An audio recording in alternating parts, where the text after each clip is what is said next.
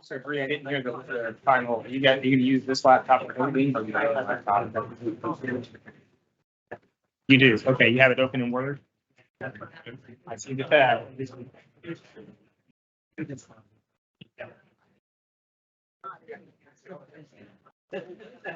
Okay. Yep. They're also, they should also be on the center. I think I also be in Word, right? The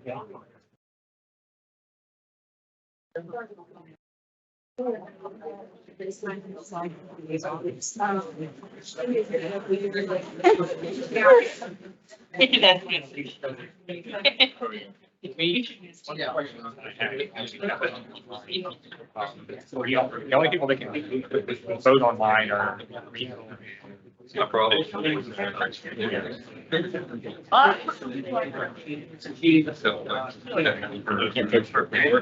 guess. Can we just, you can count them all for them?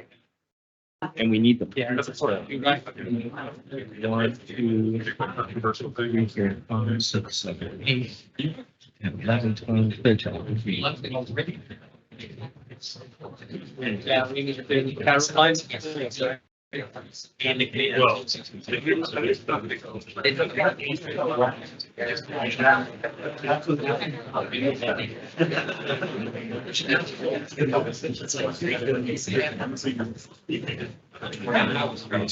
that one day?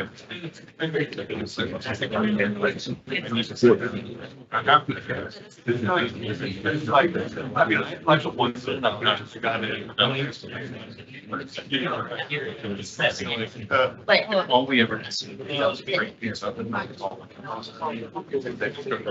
that's just. I guess Mark. Well.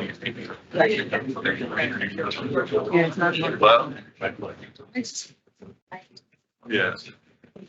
Yeah, hopefully they can't do that much.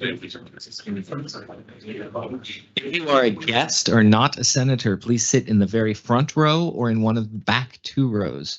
If you are a senator, please sit in either anywhere from the 2nd row to the 3rd row from the back.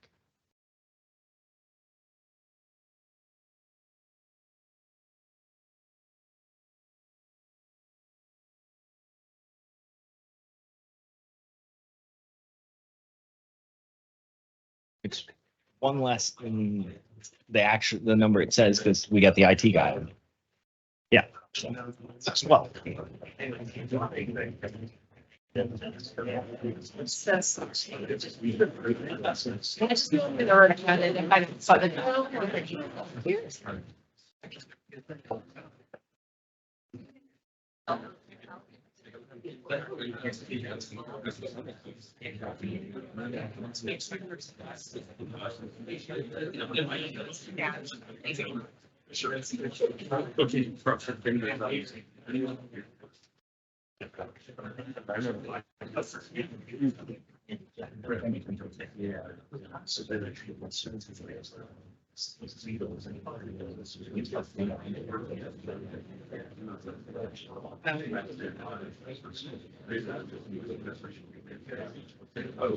Your science, we think whether these things change, they minimum service requirement that allow staff and things.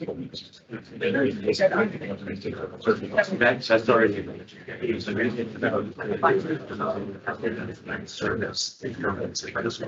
Service.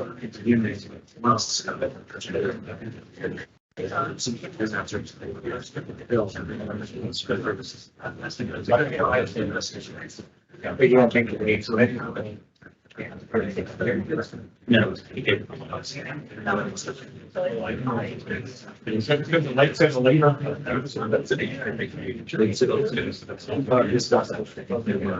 We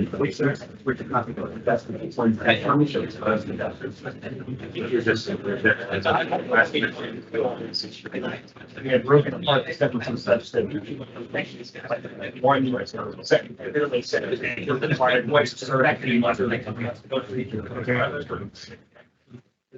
If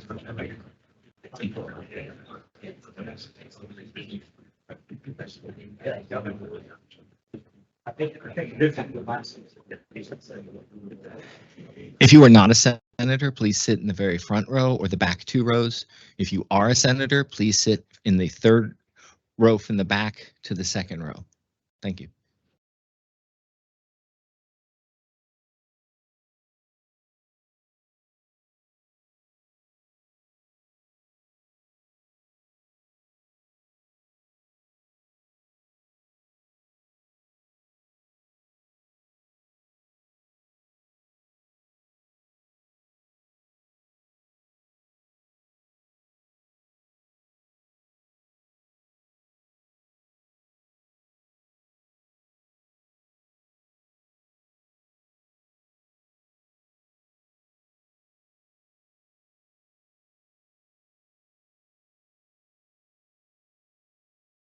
I have 301. I'd like to call this meeting of the Faculty Senate to order. Welcome you all back from the break to our first meeting of the semester. The minutes from the December 6th meeting of the Faculty Senate have been posted to the Senate website. Are there any corrections to those minutes? All right, hearing none, the minutes are approved. At this time, I would like to invite Chair of the USC Board of Trustees, Mr. Thad Westbrook, to the stage to address the Senate.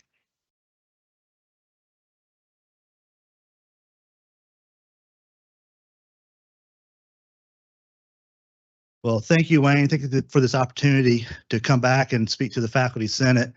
I think this is my 5th or 6th time addressing you. I had the opportunity as a chair of the governance committee for the board and a few times during the presidential search that brought Dr. Amaritas here to the university. So thank you for this opportunity.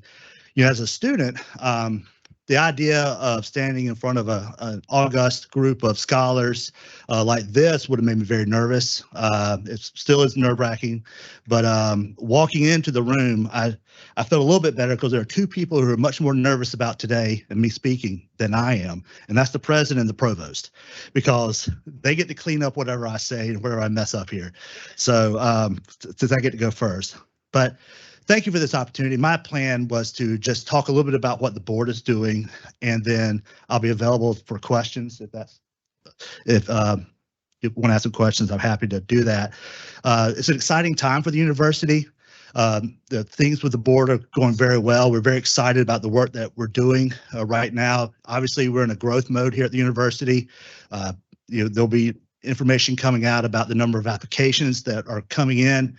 Here in Columbia is another record-setting number. We had a record-setting freshman class last year. So things are very exciting. The university is financially strong with our AA Fitch rating being reaffirmed last week. Very excited about that. And so we're in a point with a new president and a board where we're working in tandem to continue to push the university forward. The board itself has been doing ongoing governance work, where last year we actually have a work matrix, a governance plan, where we're doing a methodical review of our bylaws and policies. And so last year, if you followed our minutes and what we're doing, there's a variety of policies and things that we were working through to make sure we as a board are functioning in a way that is best for the University of South Carolina and fulfilling our mission to our students and to the state. And so, for us, that's a lot of the work that we've been doing. But you also would have seen recently, we received a presentation on master facilities planning. I know there's an article in the Daily Gamecock about that. And to let you know, that presentation was one from a consultant, Sasaki, where they're giving us a variety of ideas. Some are short-term opportunities, some are very much long-term aspirational opportunities, but it's a chance for us to work with the administration to be very forward-thinking in what we're doing and where we're going. And so, at this time, we have not received a recommendation from the administration. And when I say the administration, there'll be an effort from the president and his office to come to us. The board will not take action on any of those ideas or concepts until the president comes to us and says, this is what we're recommending, and then the board will take a look at it and thoughtfully consider, where we go with particular projects. I envision there are some projects that are smaller, almost shovel ready to go. There are others that are much more in a bucket of, they won't be too far down the road, but they'll be coming here soon, and we'll be talking about them soon. And then there are some in a third bucket that are really aspirational, that it's going to take some time before we get there. But that is something that is taking up a good bit of our time. There's a variety of projects that from time to time the board will sponsor or be the lead on. The desegregation monument. You may have read about that monument that'll be placed in front of McKissick on the Horseshoe. That is a board-led project that has been ongoing, that we've been working on for a while, and we are thinking that late spring the monument will be erected, and we'll have a dedication and invite back our a couple of students, and then the family of our third student for that. And so that's another exciting opportunity. And it's not finance, it's not buildings or policy, but it's something that was a board-led effort that was important to us, important to the university to recognize the contributions of those three students. So we have those kind of projects that are ongoing as well. One of the things that we've worked on recently is some discussion about free expression, free speech on campus. You all likely have read that we had a report late last summer about free speech on campus. Candidly, I didn't think it accurately reflected where we are here at the University of South Carolina, but it certainly was an opportunity for some introspection and some consideration of free speech on campus. That, coupled with the rise in tensions on campuses across the United States, was a time for us to reflect on where we are. We had, as a body, had adopted the Chicago Principles in June.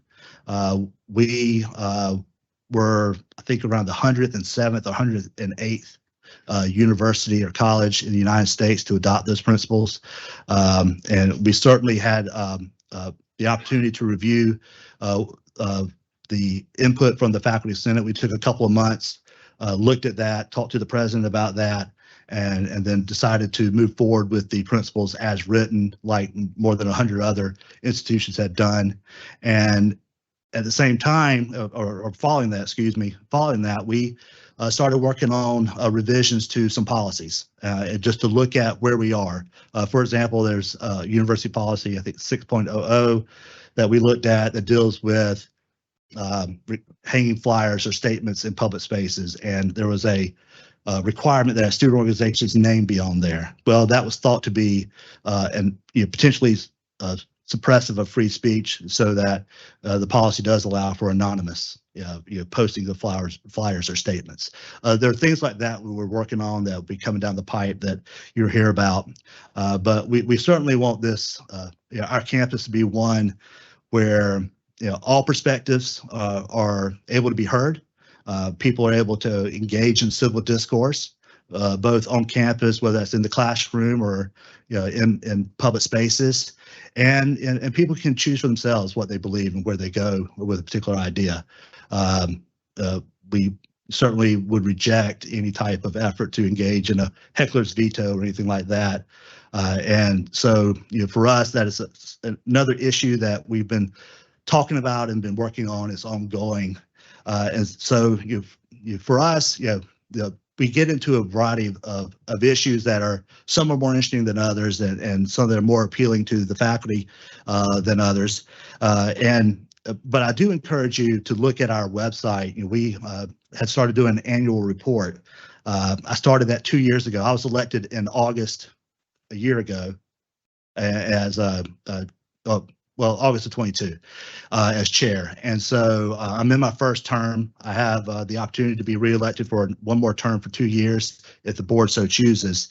But in my first term, I decided to start doing an annual report. This is an idea that I stole from the chair of the Board of Regents of Kansas. She is actually a graduate of USC, and she had actually called on me to talk to us about some of the policy changes we were making here. And she's stolen some of our ideas, and I stole this idea from her, where we would do a report to try to tell the public about what we're doing.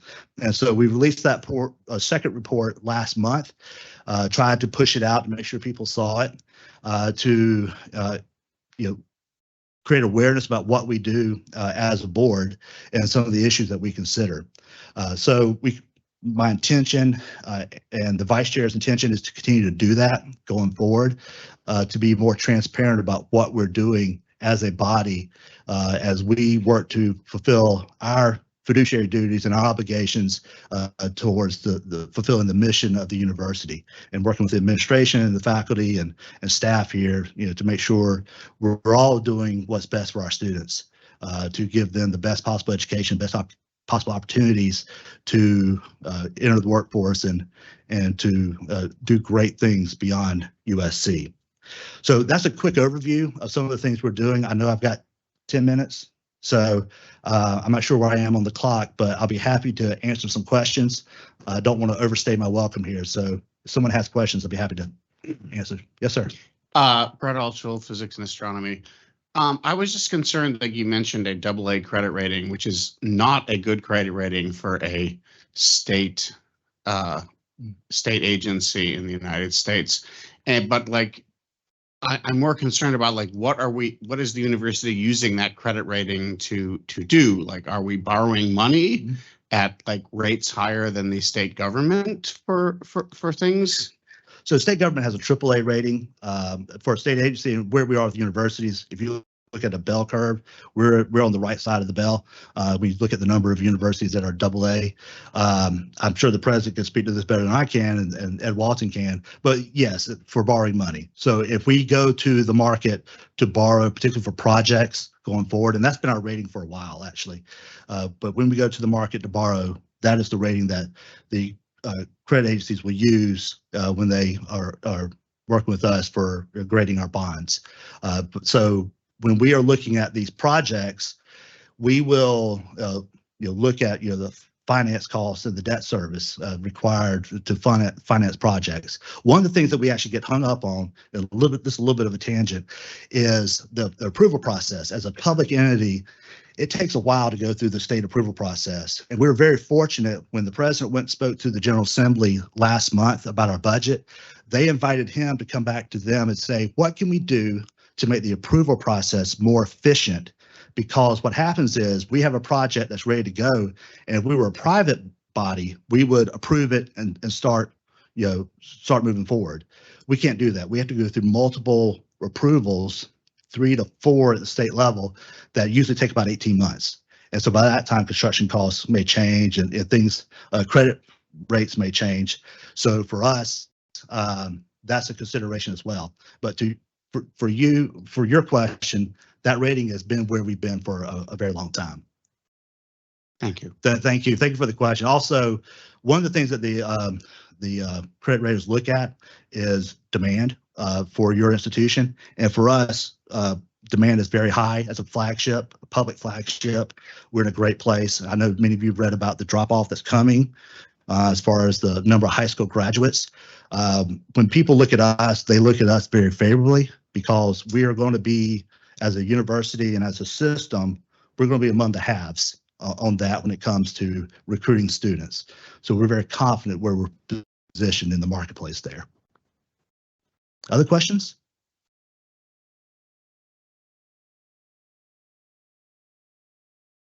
Sorry, Mark Minette, Faculty Center from English. Thank you for the report. I didn't watch the video, but I did read it. You may be grateful that I didn't watch the video. Yeah, I actually am. That was not my idea, but thank you for not watching. I appreciate it. And I just wanted to ask if you could provide any more detail on a couple of things that you reported, and they're both about criteria for assessing. One is the criteria for assessing the performance of the president, and the other is the criteria for assessing the performance of the Board of Trustees. I followed the links, and I just wanted to see if it was the success indicators linked under the strategic plan is or if there's more Yes, detail. yeah. So for the president, the second one was for which? For the Board of Trustees Right, is the all right, second one. thank Because it asked for a login. And I couldn't Yeah, log into yeah. GB. Yeah. Yeah, so two things there. So this is always a fun topic for me to assessing the president. That is a dialogue that we have with the president. Let me kind of tell you where we came. So when the president first came here, he came in July. And so we felt like setting criteria in July for someone who had not been here would have been unfair. So what we did going into his first year, we actually, you know, you asked about salary, he was held flat.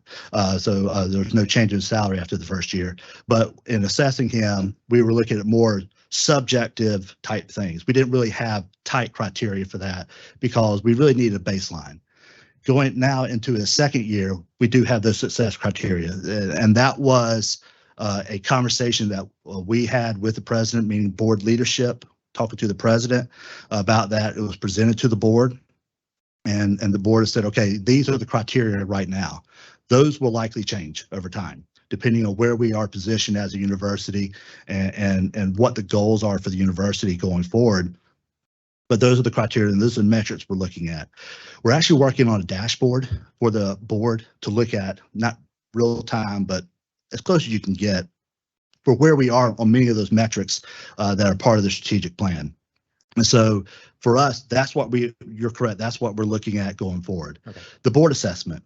We adopted an AGB tool, a board self-survey last year. And that self-survey was one that we sent out to all the board members. And we said, all right, let's rate ourselves both as a body and then you individually on a variety of categories. And from that the AGB tool we found was helpful. We're going to modify it a little bit, and I'll tell you why in a minute. But that tool was helpful in us in having a dialogue about where we are as a board body and our culture and some of the things we're working on, but also individually and what some of the expectations are. And what we did after that was we looked at the scoring and we went right at the lowest scores and said, all right, we need to work on these things. Some of the lowest scores were really a lack of awareness that the board members, and probably my fault, weren't aware there are certain things that we have been doing that they weren't aware of. And so we needed to talk to them about that in more of an education component. There are other things that we need to work on. And in doing so, in January, we had our board retreat. And in our board retreat, I always have a governance component. This year, we invited Peter Eckel from the University of Pennsylvania to come and speak and present to us. He's a fantastic facilitator. We worked with him 4 years ago. Bringing him back was a great decision because he was very effective in working with the board. And we had him look at a couple of those components and talk to us very specifically. One of those being our expectations for each other as a board and what we expect each of us to be doing, not only in meetings, preparing for meetings, what we're doing as committee chairs, preparing agenda, a variety of things. So we do plan to use that AGB tool again next year, actually be the end of this year. And we're going to modify it because some of it is geared towards a private board and not a public. And there are certain institutions, the board never meets in public. You hear about things, well after they take place. We meet in the open. And so we're going to modify some of the questions to account for that. But otherwise, we're going to continue to use that tool. Thank you. Would it be possible to see the questions on the self-survey tool? Yeah, I know absolutely. Yeah. Okay. Yeah. So Cameron Howell, our board secretary, is here. Happy to show you the survey. Thank you. Yeah, and Cameron, make sure we're noting the modifications we talked about. So thank you. Hi. Hi, I'm Eric Dockstetter from English, and I appreciate your presentation. A couple of questions about the freedom of expression positions. First are the new policies related to posters and those sorts of things, are those in process or are those done? So the one about the flyers, the posters is done. And there are a number of others. There are others that are coming. Yeah, Okay. that are coming. I would simply then request that you would inform the chair of the Senate when those are done so that we have some notification that they're in place. Absolutely. Oftentimes those get overlooked. Yeah, I appreciate you saying that. And I should have said this from the outset. The great thing about Wayne and what we do as a board, Wayne sits in on every meeting with us and is involved in the action we're taking. we have executive sessions. I always include Wayne and student representative in those executive sessions, so they're hearing everything. I don't want you to think that we're kicking out certain No, people. Yeah. that's not my. Oh, I know you're not. I know. I just want to make that you know Wayne's doing a great job speaking up, and so to reassure you, when those come through, he'll see them. The second question is slightly more conceptual, I suppose, and slightly historical, which is a number of those who defend the Chicago principles have argued publicly and nationally that the Carolina Creed is a speech code, which the Chicago principles overrule, if not simply negate. And so my question is, what was the discussion amongst the trustees about the relationship between the adoption of the Chicago principles and the terms of the Carolina Creed? Yeah, I appreciate you bringing that up. That was one of the things that we actually spent some time with in talking about, you know, the principles and the creed. And I know there's some discussion about where there's concern that the certain parts of the creed would require affirmative statements about certain types of speech or certain expressions on campus that may be violative or offensive to the creed. For us, looking at, you know, certainly not doing anything to try to adversely impact the effectiveness or the importance of the Carolinian Creed, we felt like as a university, the Chicago Statement was an accurate reflection of where we are, where we believe we are, and was one that we can reconcile. Now, I know we're going to be tested at some point. There's going to be speech that is going to be very offensive to certain people. Personally, I err on the side of making sure we're not doing anything to suppress that speech, certainly not disinvite anyone. I believe, and this is my personal opinion, you know, other board members may feel differently, but my personal opinion is that we need to be open to all comers, and we need to be as flexible as we can in allowing speech. You know, threats, violence, that is not acceptable. I'm certainly not suggesting that would be, but offensive ideas heard on campus, I think, is a good thing. And I would hope that if someone finds one matter of speech offensive, they go down the hall, they rent a room, they engage in their own speech and counter to that. But for us, it was considered, it was part of it. We also, in looking at the number of institutions and the quality of the institutions that adopted the Chicago principles, we felt comfortable in adopting it as written. Thank you. Anyone else? All right. Great. Thank you, Wayne. Thanks for the time. Thank you all. Appreciate the time today. Yeah, I'd like to personally thank the chair for taking the time to come talk to us today. And Eric, I'll have to do a mea culpa on the UNIV policy. I am involved in that process. I was involved in that discussion. I should have probably included that in a chair's report to the Senate. So I apologize for that oversight. I'll make sure I add those kind of things to my chair's report moving forward, so the Senate knows what's happening with those. All right. So the next item on our agenda is a report from the president.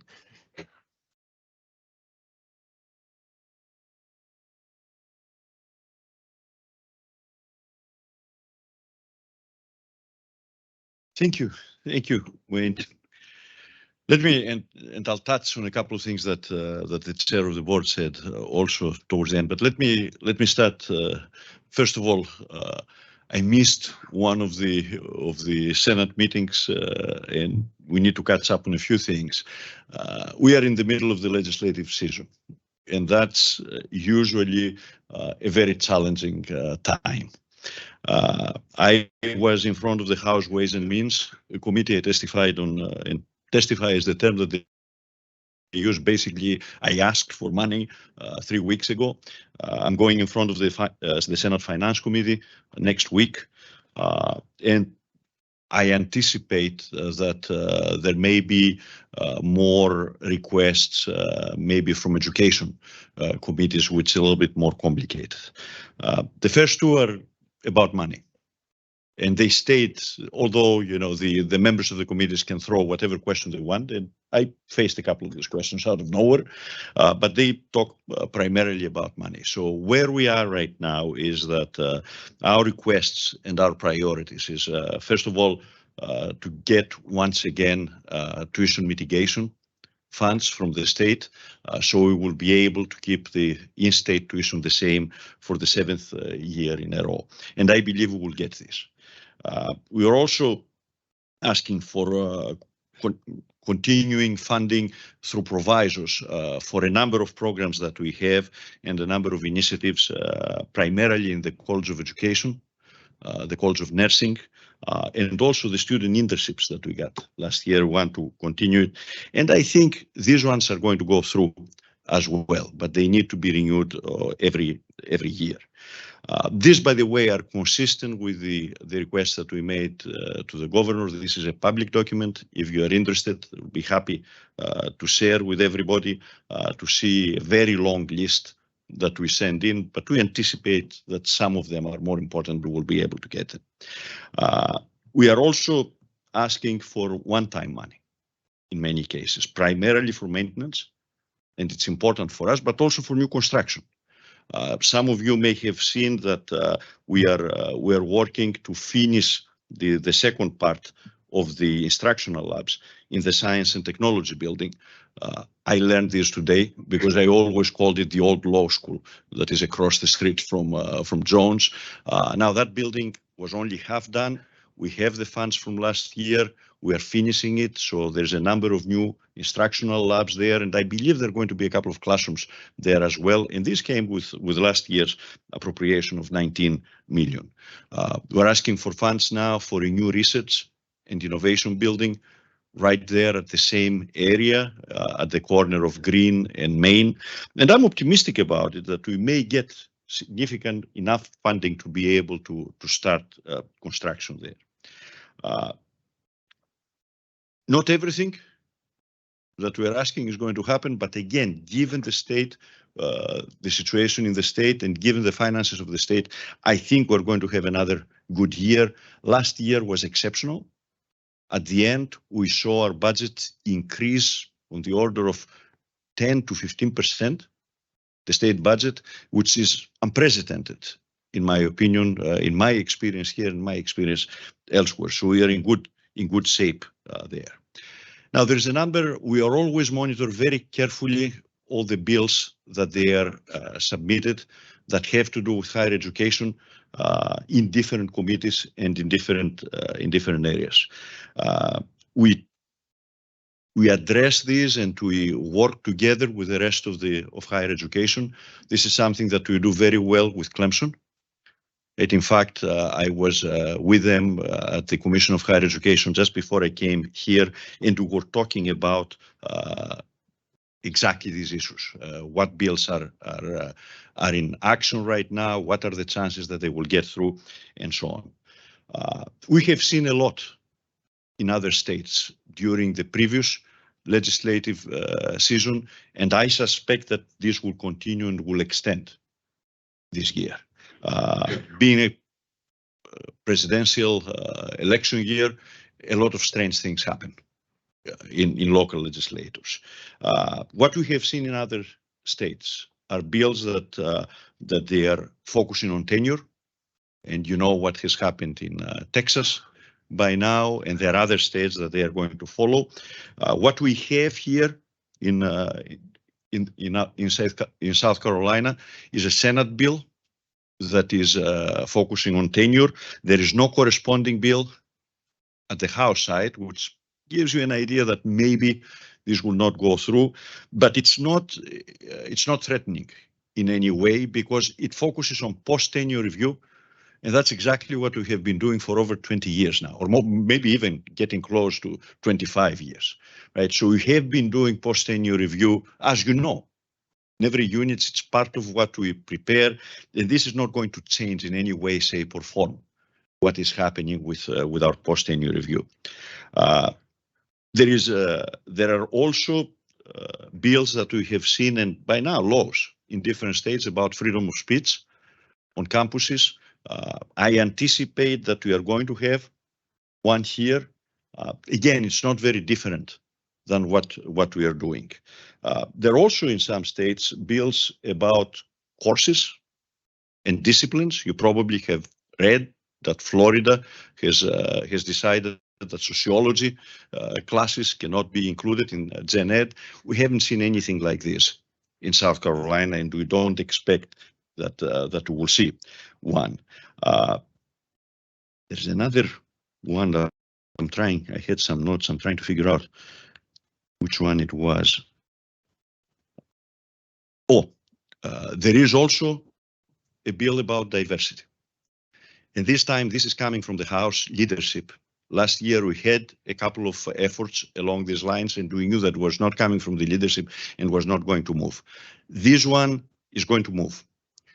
Now, it's very specific, and what it targets is diversity statements to be used for admissions, which we don't do. I don't think any university does that. Maybe there are some that I don't know, but we don't ask the students to make such statements, as well as mandatory diversity statements for hiring. Now, in some cases, we have requested that, right? But we have to be careful now in terms of our policies. Is it mandatory? Or, any candidate can write whatever they want, providing some kind of dossier during the selection process. So this one, I suspect that will move forward and it may become a law. We are arguing about the nuances of this, how exactly it's going to be phrased, how is it affecting our ability to recruit. And I think that at the end, we will end up with a law that is reasonable to the extent that will not interfere with our processes and will not hurt us in recruiting and hiring people. The fact that a number of flagship universities by now have come out with news questioning the financial situation of this university does not help us much.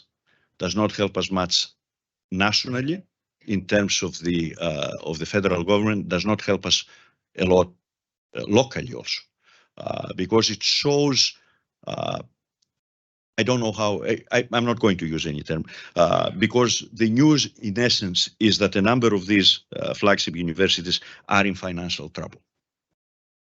West Virginia, I think most of you know, but by now, Arizona, when Arizona comes in and declares a deficit of 240 million in 1 year, and that's tricky, right? University of Connecticut and Penn State and the Wisconsin systems. And in this case, it's more the problem with the systems, but the flagships also have issues. In all of these cases, the significant deficit also is related to decreased enrollment in these institutions and inability to attract not only in-state students who are declining, but out-of-state students as well. Let me assure you that we are in a very strong financial position. AA rating, by the way, is not bad. I don't know where you're getting your information. I suggest you look at flagship universities and you will see that AA rating is very good in this area. I'm surprised that the chair didn't point this out. I know what I'm talking about, and I will be able to bring you the numbers and see the schools. There are very few elite universities like the University of Michigan or UCLA or Berkeley that they have one step up. But that for higher education is not a bad rating. Let me repeat this. I'll be happy to provide the information. So reassuring our rating shows where we are, and it's not only the management that we have, it's the excellent cash flow that we have and the reserve situation that we have. That's why the rating is where it is. They're also looking, right, at the potential of the university and the fact that consistently we see increased number of applications is the main issue that this rating remains the way that it is. We had a very strong year this year, and we will be able to announce numbers in a number of other areas that affect finances. What we see right now in terms of research is probably a unique year in terms of the best performance that we ever had and significantly higher than where we were last year. We have a very strong year in development. Naming the law school was important. It has been 20 years since we named one of our colleges. I won't be surprised if we have another naming before the end of the year as well. All of these indicators show that we are building momentum, and that's what people outside seeing, and that's why I'm confident of where we are.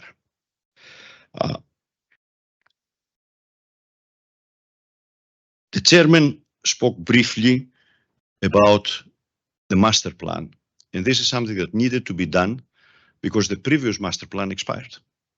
By now, pretty much everything that was in this area has been completed. So we are looking for the next 10 to 20 years. Sasaki is one of the best firms in the country in terms of planning, urban planning. They have done an analysis of, our housing, our classrooms, our labs, the way that we are constructed, the areas of the different activities. One of the questions that we raised is, can we protect, if you want, and enhance the historic center of the university, the Horseshoe, because the Horseshoe these days is kind of empty, and we don't want to get to a point that what is the center of the university for centuries is becoming now a museum. Right? So can we revitalize this area? How can we increase traffic there? What else can we add into the Horseshoe, which is a difficult area, by the way, with a lot of historic buildings there, to bring the students back there. A lot of discussion about the needs of the students. The Russell House has been in this condition for 50 years now. We have seen significant increase of the student population. If you talk to the student government and to the students, will tell you that it's not at par with what other institutions are providing. A number of our dorms are in a situation that they need to be to go through renovation. I think part of the reason for all of this is because 50 years ago, during the 70s, the late 60s, and all the way to the late 70s, that university almost tripled its population in terms of undergraduate students and became a research university. And during this period, there were a lot of buildings. Well, all of them aged at the same time, and that's the problem that we are having. So that's what we are asking Sasaki to build a plan for us to see how we're going to change all of this and how we're going to deal with it. What we did with the board was a very preliminary discussion. This is still a plan in the making, and we will be happy to celebrate it and present it and talk about what their recommendations are. Keep in mind that Sasaki makes recommendations. At the end, we have to figure out also where is the money going to come from, because we're talking about significant costs. One last thing that I would like to bring up before we go into questions. With all of this, it's about time to increase the number of tenure and tenure track faculty members at the university. This is in no way should be what's the right term? I don't want you to think that this means that we do not much appreciate all the work that the professional faculty and the adjunct faculty are doing. They carry a lot of load, they interact a lot with their students, and they're doing a fantastic job. But the reason that I'm focusing on the tenure and tenure track faculty members is because the expectations for them are higher. The expectations are, first of all, to both teach and do research. And the second part is a commitment from the university to the faculty by providing tenure and putting them in this line. And at the same time is a commitment from the faculty to the university with the tenure. That's why I believe that we need to increase the number of tenure track faculty members that we have. Together with the provost, we funded 50 new positions for this year. We ask for proposals from your colleges. We have by now defined the numbers, and we have made decisions of where these positions are going to go. And the metrics were very clear. It's areas that we need people to teach, and in areas that we have strengths of research in order to build upon the strength. So 50 of them now are in the hands of the deans and the department chairs, and I hope that we move quickly because we have another 50 waiting for next year as well. I think this is going to give us an increase of the tenure track faculty on the order of not 10% exactly, but just a little bit below 10%. And this is the first time that this happened since around 15 years ago when I was the provost, and we moved along these lines. I'm excited about it because there's going to be a lot of young blood coming in. We don't want all of them to be at the assistant level. There are opportunities to move into the associate or full professor level. It's a good market for us to go and recruit at other areas. And I'm really looking forward to seeing the new faculty members coming in. I hope that we move quickly. And one thing that I want to make sure is that we're putting conditions in there and monitoring to make sure that these are not replacements, to make sure that this is a net gain of faculty members and not somebody retires and we're going to use the provost money in order to replace the person and then do something else with the money at the unit. So we're watching it, and I hope that there is excitement in the units, and I hope that you will all be engaged in the second phase as well. One last thing before I ask for questions. If you haven't been at a basketball game this year, either men's or women, and you can get a ticket because the tickets are becoming difficult for either women or men, go. It's really exciting in there, and you will see our students in there. You see how excited they are, both with the women's team and this year with the men's team as well. Thank you for all that you do for the university, and I'll be happy to answer your questions. Yeah, I just looked up Moody's, not Fitch's, but Moody's. Fitch. Yeah, I looked up Moody, like I couldn't find Fitch's, but I found Moody's credit rating for UCLA, and it was 2 steps above ours, AA++. So that's a big difference. Yeah. We're not UCLA. If you think Well, UCLA, you're at the wrong place. You mentioned UCLA. I said it's above us. I used them as an example. I said UCLA, Berkeley, and Michigan. The elite universities have higher rating than we do, but there are very few of them. Well, but the fundamental question is, why are we as a state government agency being like, why isn't the state legislature taking out borrowing money on their credit rating at a lower rate to get money for the university? It's a different system at different states. No, Right. but this is a question about just this state. Why should the USC, which is a South Carolina state government institution, have a separate credit rating for at all? I mean, because like if we can't pay our debts, the state government is on the hook for it. Because this state does not work like other states where they create a deficit by borrowing. We didn't have any kind of a capital bill for the last 25 years, at least. So they make direct appropriations to us to use for capital projects. Now, these direct appropriations is 19 million, 20 million, 25 million, if you're lucky. But they will not allow us to borrow from the state because it's a very conservative financial state. That's why they don't like if the borrowing costs are lower, if they're done directly by the budget through the state legislature, shouldn't that be something that the university should be advocating for? It will not the happen. legislature? It will not happen. I can tell you this with a high degree of confidence. I came from a state, right, which has this process. You can borrow from the state, but the University of Illinois has a much better rating than the state because the state of Illinois is bankrupt or almost bankrupt at this point.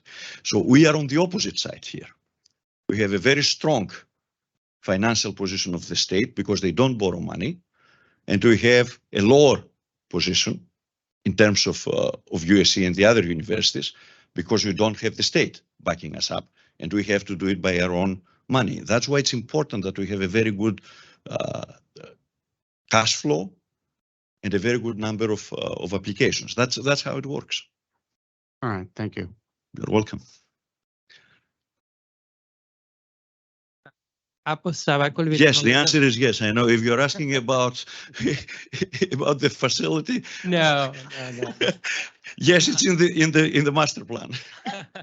No, thank you for that. I mean, it's been five years working on that, I guess. My question is related to a lot of changes in technology. Some of them we get heads up as, Senate, for example, changing Blackboard to Ultra. We have presentation coming, a lot of information through email. But some of the stuff happening so fast. For example, I give you example, a lot of unit, especially in science, using REDCap as software to collect data. We receive email in January, by end of February, they moving all of the survey. You have to move all of the survey from one platform to another platform in REDCap. It's the same software, but from VP Research Office.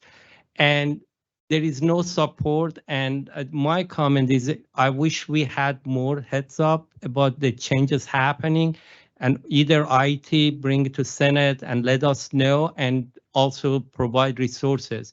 I know some faculty, they have 400 projects. They have to individually move those projects to one platform to another, and that's take a lot of time for faculty during semester. I have no idea.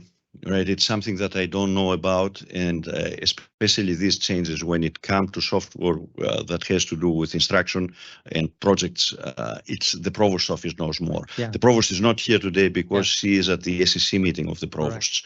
I remember hearing that there's going to be a change, but that's a recommendation and question to Donna. I'll be happy to carry the message, and I know that Marianne Fitzpatrick is back there and she's keeping notes, but I cannot. I know, that's why the reason I bring, because the Senate, they be aware, some of the unit may don't know, because we are the connected with our unit. If something happened, the changes, we would reflect to our unit, and that's how we would like to have the thing change like that is impacting a lot of some of unit.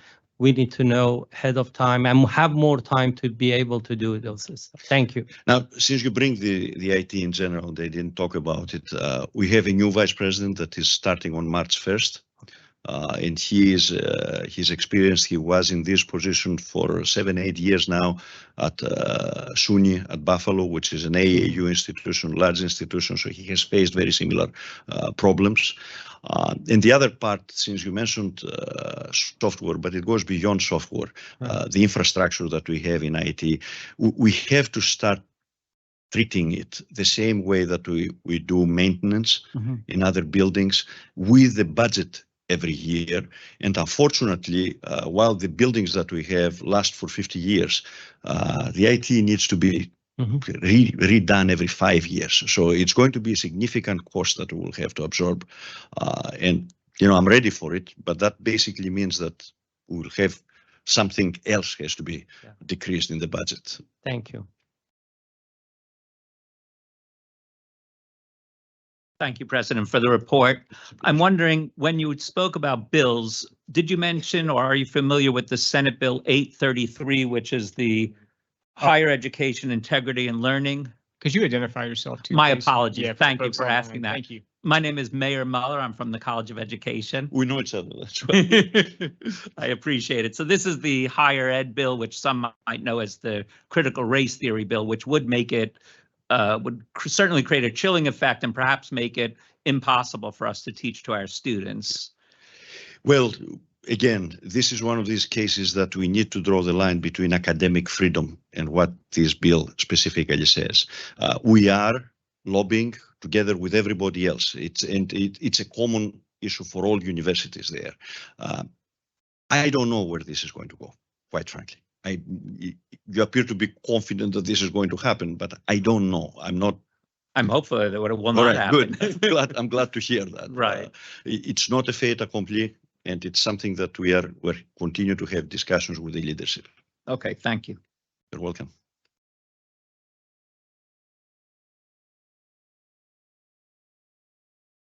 Last one. Blair Flicker from Management Science. This is my first ever meeting, so I hope I do an okay job here. I hope we don't scare you and run away. No, so far this is great. I had a question about these 50 positions and 50 more positions. First of all, thank you. We appreciate them. I'm on a hiring committee, and the message I've heard is move quickly, and we're working on that. It's just a little difficult because our market tends to clear like in January. But then I heard you say that maybe there's 50 more positions coming next year. So perhaps this is something I can take back to my department. Is this true? Is this true that we're having more new positions next year so Yes. we can get on the regular academic job market cycle? Yes. These are a little bit off cycle for us, maybe for all Yes. departments. Look, I want to make sure, hold on a second, don't go away, right? I want to make sure that we do not sacrifice quality in terms of trying to move quickly. Right. I never said this, right? And we made it clear to the units that if you cannot hire this year, you can carry it for next year, right? So please carry this message back. We need to get excellent faculty, not whoever is available right now. So that's the message that you should send back. And you can mention, you can say that, he was talking about 50 more next year, and that's true. It's going to happen again. Very good. We have the funds, we will be able to do it. Excellent. Well, You're thank you for welcome. those two. Right? Thank you.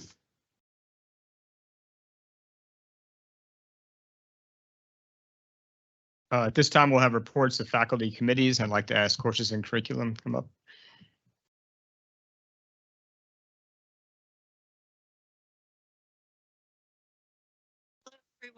I'm Sharon Gamine. I'm co-chair of the Faculty Senate Committee on Curriculum Courses. We actually met in January and we discussed the proposals that had been submitted in the app system.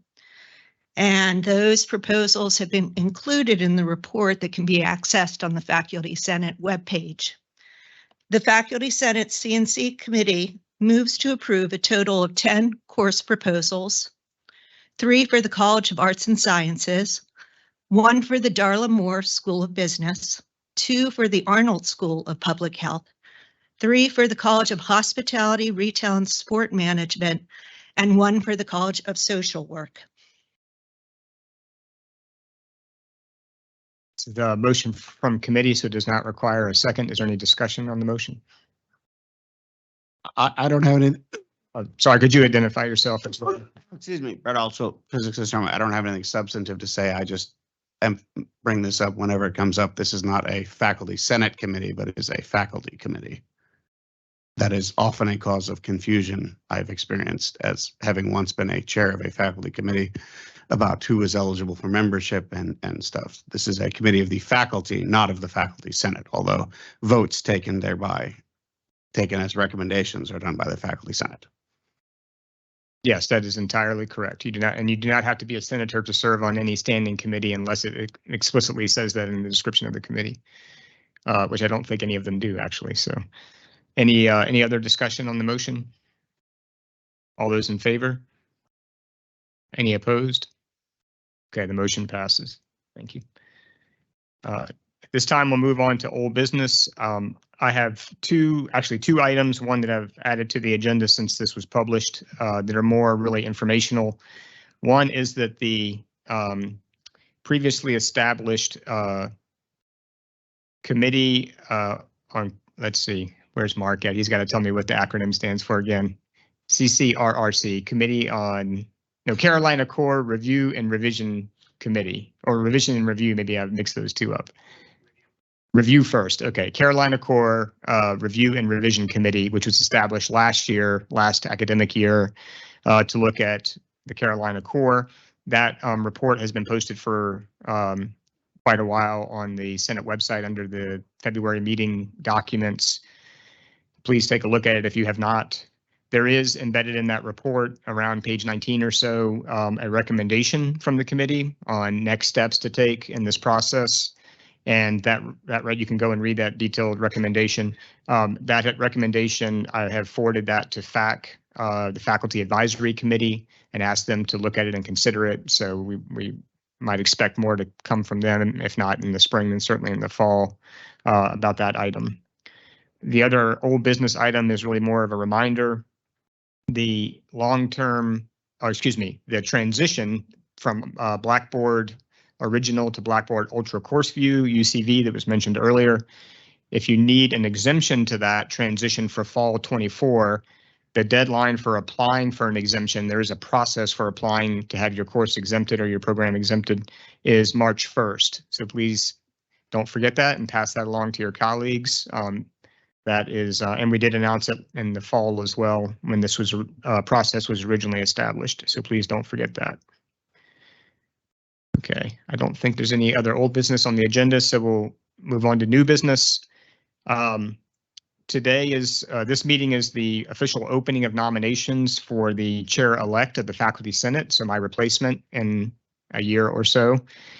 Just to let you know, the faculty manual says that the chair has to be a tenured member of the faculty, so they cannot be an assistant professor and cannot be professional track faculty. Personally, I recommend they be a full professor, but there's no requirement that they be full professor, so associate professors are eligible. The chair nominee does not need to be a senator. In fact, I was not a senator when I was nominated. Any member of the voting faculty, including professional track faculty, tenure track, and non-senator faculty, can nominate someone. So even though we are opening the floor here for nominations, any faculty member, any voting faculty member can nominate someone. And in fact, we already have one nomination that we received from Liam Hine. Liam, I don't know if you just wanted to, where are you at? Oh yeah, do you just want to quickly introduce yourself so people know who you are? I mean, we'll have probably in March, we'll have more, give the candidates a chance to actually talk more. Hi, I'm Liam Hine. I'm a past chair of FAC and am a current chair of welfare. I have been a senator for one term, but I've been doing committee work for around 8 years. Great. And what's your affiliation here at the university? I'm in the College of Nursing. Thank you. Okay, so we have a single nomination so far. Of course, we'd like to have a contested election. It's always more fun. Those nominations will stay open through the March meeting. And then in April, I have the actual ballot. The Senate will vote on the candidates here at this meeting in April. And we will have no further nominations from the floor in April. So basically the nominations close at the end of the March meeting. Okay, just to make that clear. We do have one election to fill a committee vacancy today. Laura Brashears has been nominated by the Faculty Advisory Committee to fulfill a vacancy there. If unless anyone has another nomination to fill that same vacancy, if we just leave this as is at the adjournment of today's meeting, she will officially be in that position. But if someone does have another nomination, they are free to make that. Okay. And now we move on to the main event, which is the joint motion from FAC and the UC-PTF for some changes to the professional track faculty section of the faculty manual. And so I'll ask those gentlemen to approach.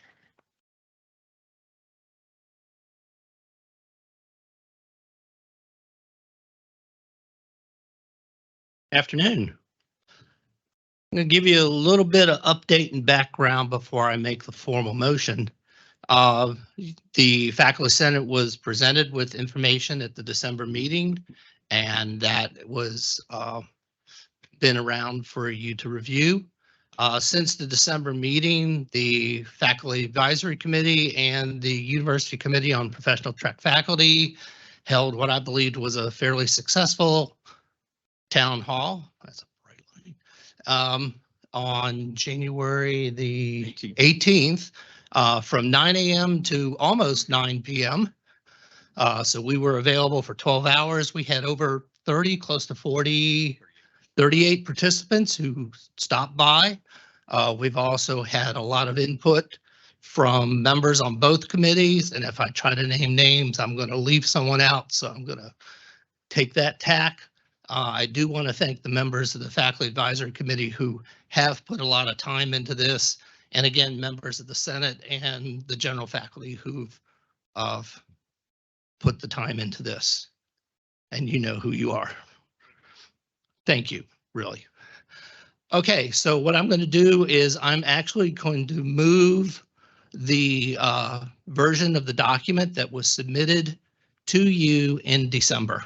And then I will turn it on the, which is on the left up here. I will get out of the way. And I would make a motion to amend by substitution with the document posted on January 31st on the Faculty Senate website, which is on your right side. Okay, so we're superseding that document.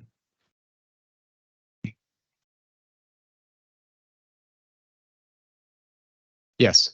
I have a motion. All right, sorry, could you identify yourself? Yes, Marco Valtorta, Department of Computer Science and Engineering. I'm a senator.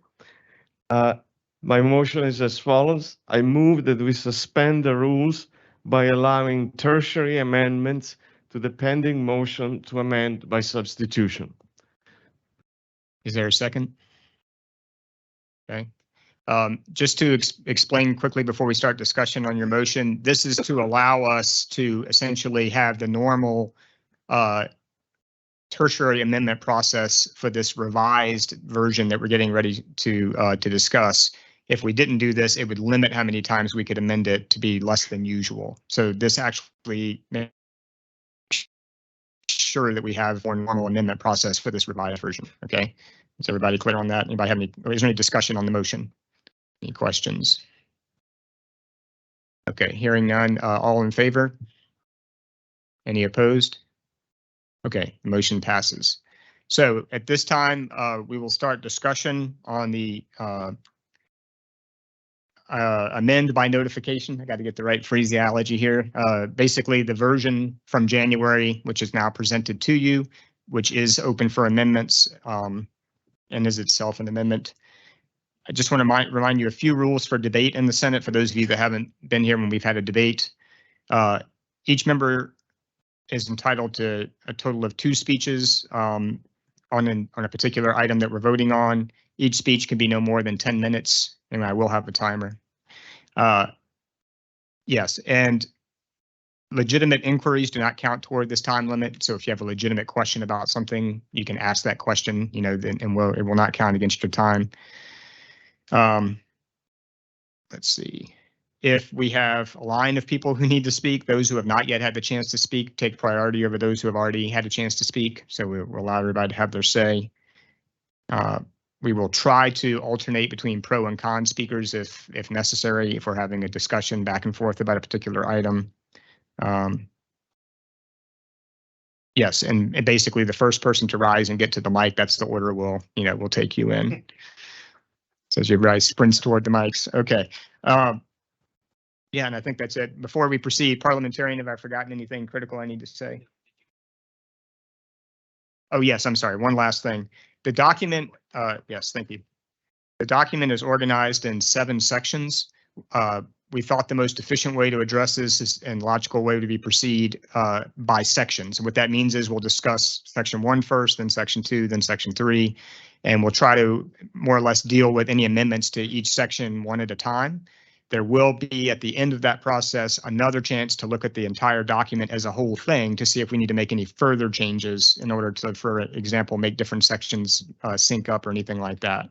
But this allows us to more systematically go through the document and discuss one topic, hopefully to completion, before we move on to another section and avoid jumping back and forth all over the document, if that makes sense. Okay. Yes, sir. Brett, excuse me again. Brett Altschul, physics and astronomy. I don't honestly know which section this applies to, but I've been like the professional track faculty in my unit, some of whom have been professional track faculty at other institutions, were wondering what the consequences would be of having 2 different tracks for both the like instructor, senior instructor, et cetera, versus like teaching professor or teaching assistant professor, teaching associate professor, teaching professor. It was clear that like the teaching professor track would require a terminal degree, but what was like, I've asked a number of people about this in the past, what would be the consequences? Like, are people who are now ranked as instructors, would they, if they have a terminal degree, would they more or less automatically move onto the teaching professor track? And like, as I said, several of these people have had professional track positions at other institutions, but most of them did not have separate instructor and teaching professor tracks. And so there seemed to be quite a bit of confusion about that. And like there was also a question about money. Was there going to be a premium for like if someone has a terminal degree, are they pretty much automatically going to be hired on the teaching professor track with some greater amount of money than if they only have a master's degree and would be hired as an instructor? Okay. Real quick before I turn it over to the chairs to help answer your questions, there is a frequently asked question document on the Senate website, and at least one of your questions was actually addressed in that. Well, in that yes, I document. looked at that, but it wasn't entirely clear. Like I looked at that, like sitting down with some of the professional track faculty in my unit, and we were, and like some of the questions we had were resolved, but I think everything I've mentioned was not clear, was stuff that was not clear after looking. I just thought I would point that out in case some folks might have missed that was there. Do one of the chairs want to chime in? Tim Baker, UCPTF Chair. So if I think there's several questions nested within there. Yeah. The first is we are introducing a new set of titles, which are teaching professor. We have had the clinical professor in place for some time. We do understand there's some units that have faculty that are professional track with terminal degrees that hold the title instructor. And I think some of those units don't use a professor title at this point. And so the first thing is, this is our general guideline. Think of this like the coat hanger, right? It's got the titles. The unit criteria will specify which titles are going to be used. And then the unit criteria would also have to call out further qualifications if they deemed. If you notice, for example, under teaching professor and under clinical professor, there's not a research requirement because some of these folks are teaching a 4-4 load, right? That unit has to decide, is there a research component? Yes, no. If so, what type of research? The unit criteria would then go through the approval process, which does include from the unit to the office of the provost and finally to the UCPTF. If that is then approved, then a title change, and it would be only a title change from instructor to either teaching professor or clinical as appropriate, would be an administrative move requested. If it's an entire unit move, it would run from the dean to the provost office. Also, individuals, let's say that someone is a clinical and their unit decides, well, we actually have needs because we maybe with core sciences people, and we have other people that are clinical and we're going to use both titles. Someone could request, an individual could request to be moved, but to have their title changed basically, right? And that would be an individual request, which again would go from that person to their chair, to their dean, to the provost office for that administrative move. As to pay, that is an administrative decision. So we don't have control of that. Does that make sense? That's something that. Yes, that I don't, is it's just deemed- like yes. I feel that the professional track faculty currently, like an department, like who are currently hired under instructor, senior instructor positions, are concerned that like new hires with equivalent or lesser qualifications are going to be hired into the teaching professor track before they can get themselves moved over, and there's going to be a pay issue. Well, an inversion, right?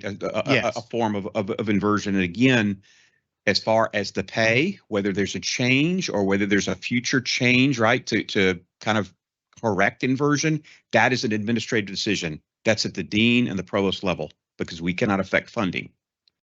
I don't. It just seems. I guess it seems concerning to me that there's nothing in this document that suggests any guidance for how like those pay issues should be handled. Right. The pay issues again are outside the scope of what we can recommend or have in the faculty manual. However, other things that you talked about, the implementation, we do see if this document is approved, with whatever amendments this body and the full faculty sees fit, that a guidelines document would need to be published that would help the unit with their criteria understand kind of the best practices that you might see put in place. And I also want to say this, I don't think this is the final time that we see this document. The tenure track components of the faculty manual have been in for a long, long time. And I will bet that the faculty manual was written before most of us in this room were working at this institution. There will be things that we find that perhaps this doesn't work administratively. We said, this sounds like a great idea, but all of a sudden it stops because something doesn't work. We're going to have to make some minor adjustments to this language as we move forward over the next probably 3 to 5 years. Does that make sense? Because it's all new. We have 7 sentences right now about professional track, right? Yes. I mean, I guess that's the question like you said, like there'll be some like guidance, but like who's going to produce that guidance and when are they going to produce that guidance? And another timescale issue. Yes. If individual departments are supposed to produce guidelines for professional track faculty, like when are the departments expected to produce those guidelines and what is the timescale for them to be approved up through the administrative process? Right. Currently, we understand that one large unit the dean has mandated a due date for unit criteria to be published, but that's really going to be largely a process that should start now, but we're not prescribing that it has to be done by a certain date. Certainly, if we got to the end of next year and a unit says the next year, not this year, right, and the unit's not done anything, then certainly I think you might get a call from the provost office to say, hey, where this is at. The other thing with regards to questions about unit criteria, we do defer those to the provost office, specifically to Mary Ann Fitzpatrick, to help you with. And our goal right now, right, is to work with you all with this document to get this code hanger that you then put the code on for the needs for your specific unit. I guess that seems rather concerning to me that the responsibility that you're making it sound like the complete responsibility for implementation of financial and scheduling things is entirely administrative beyond the departmental level. And that the faculty senate is the faculty senate and the faculty committees are not going to have any further role. Wayne?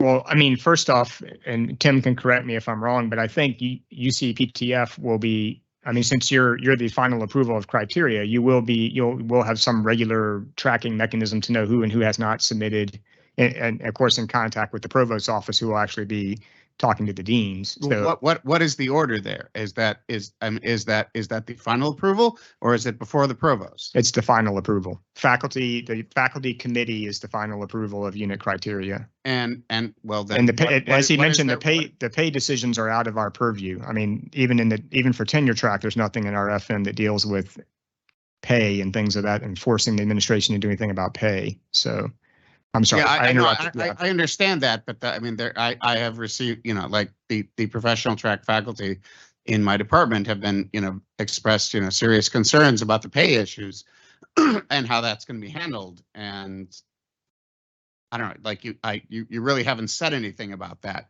so they're probably going to continue to be concerned about that.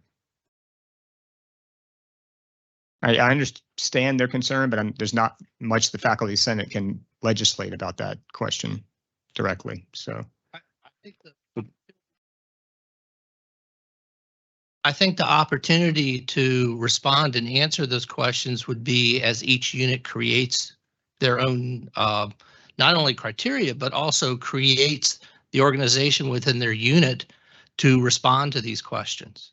And so instead of worrying about things as a bunch of individuals, even within the department, at least there'll be some collective information gathering within each unit, just like each unit of tenured faculty have their own tenured criteria. They have their own committees and whatever that do the shared governance part. This is, again, like Tim is saying, this is the coat hanger to hang whatever each unit can come up with. So I look at it as an opportunity. We can't give everybody the same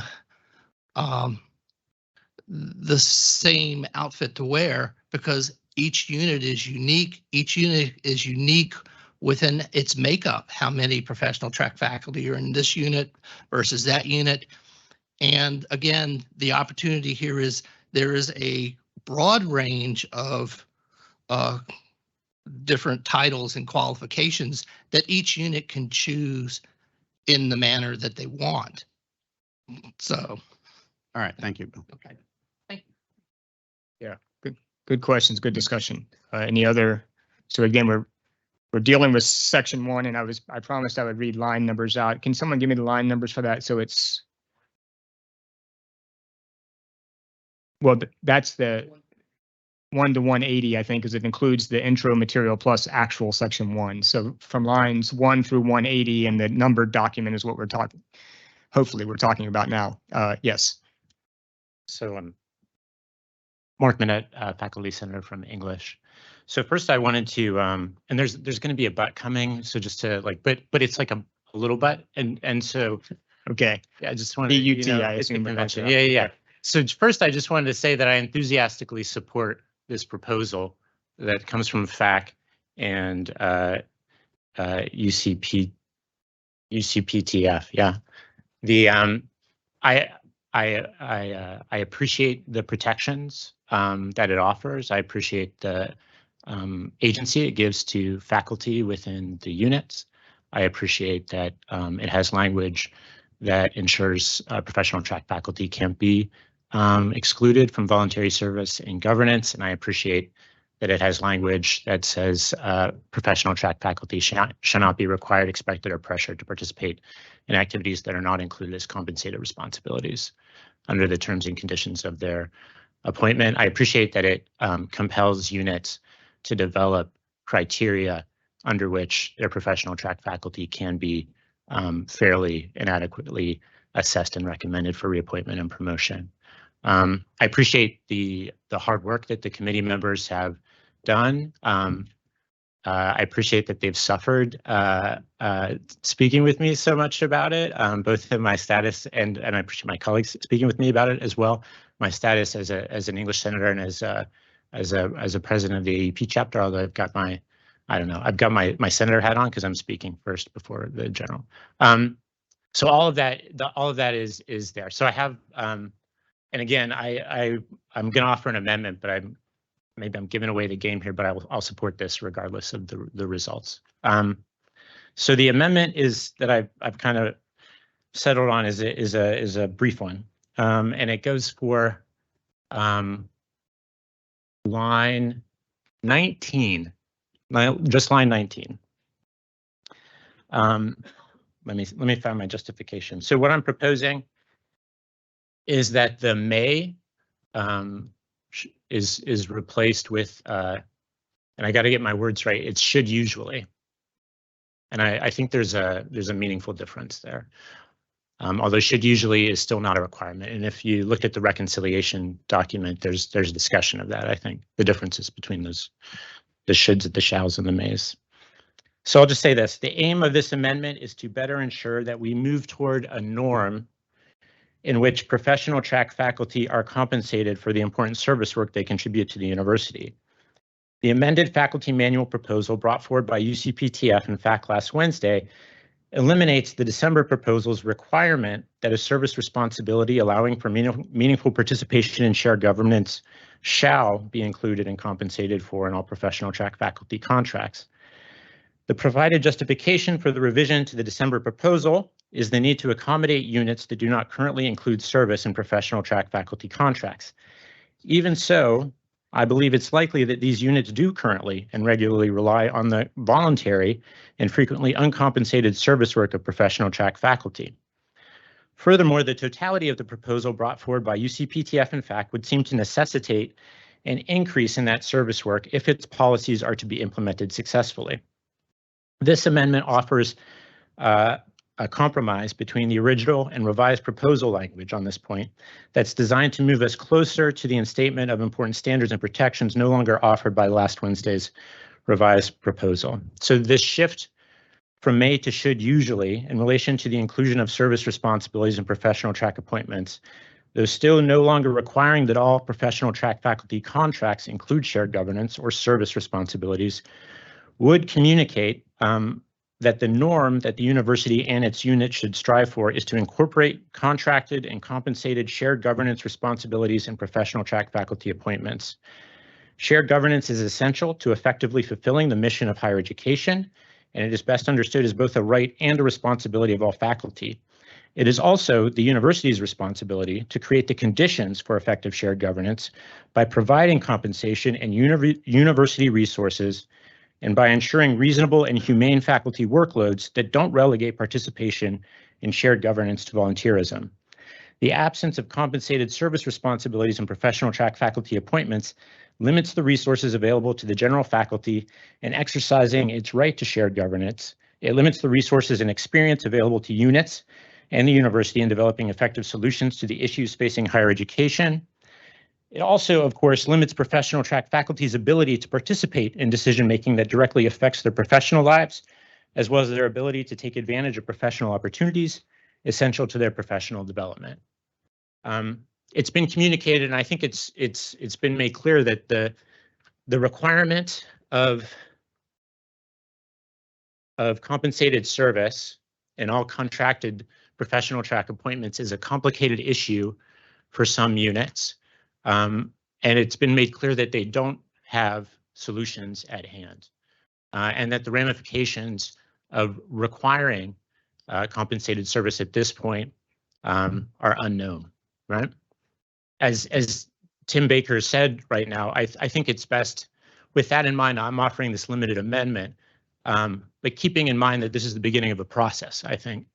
And I don't know how long the faculty, both tenure track and professional track faculty of this institution, should have to wait for the administration of certain units to engage in a conversation about compensating professional track faculty for service in their contracts. Okay, is there a second for the motion? Okay.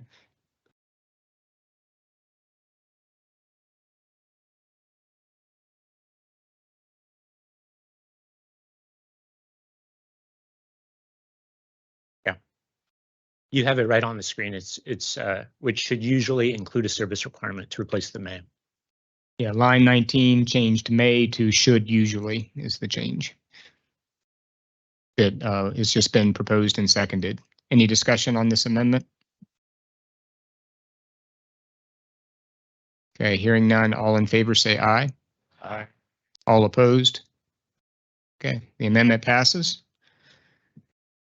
Any other discussion or amendments for section 1, including the header, which is the intro material, I should say? Yes, may you approach the mic, please? Thank you, and identify yourself. Michael Stölzer, philosophy. I am still asking about the distinction between instructor and teaching professor. I get the point that it's the PhD. And I get the point that if one moves somebody from instructor to teaching professor, it's has to go through committee, administration, etc. And I also get the point that each unit should define these jobs according to their own criteria. But the problem is now I could do this easily for a non-existing unit, but every unit already has lecturers. In my unit, they have also PhDs. So in that sense, any discussions about our own criteria would, of course, have to do with how do I, if I do it, separate existing people and their qualifications. So in that sense, it might be helpful for such a discussion if there are some kind of general wordings, which kind of qualifications, apart from PhD and not, but let's say a distinguished service activity or being lab director or teaching mainly upper level classes or doing more mentoring. Some very general wording I think would help those discussions in a small department where I have 4 faces and might either say all should be teaching professors, as this title is at some peer institutions, or introduce a debate about distinctions that has concrete faces to it.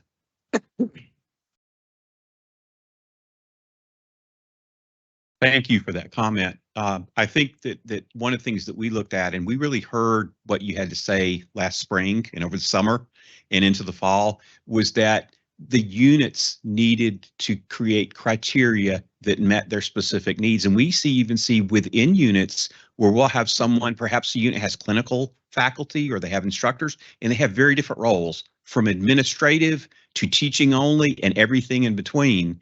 And so we're really looking for the units to further define those unique requirements. We actually had 2 places in the document where we called out examples, and really the examples, unfortunately, were really things that we look for tenure track faculty frequently do, right? And we said, well, that doesn't fit. And then we came up with examples that might fit, say, the Darla Moore School of Business, their professional track don't fit chemistry, right? Or philosophy, whatever department. So we're looking for further clarification there. I would say, I think, to echo what Bill said and Wayne said, this is not the end, this is the beginning.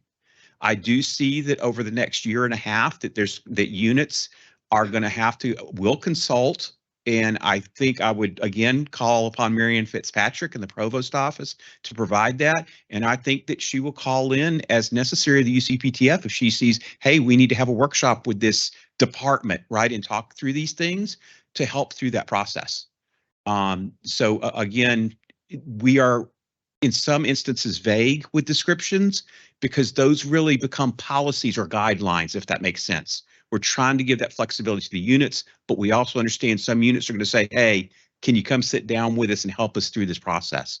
And I can speak on behalf of UCPTF, and I think Marianne would say she's ready to help. Does that answer that question?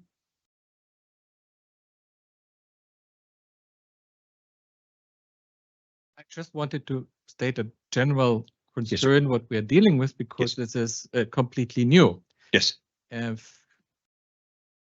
UCTP criteria, departmental TNP criteria are of course constantly amended, and they have already been there. Yes. And I fully understand that you cannot have directives even for a big college like Arts and Sciences where things are so different. It's just that I think some general wordings might help the discussions.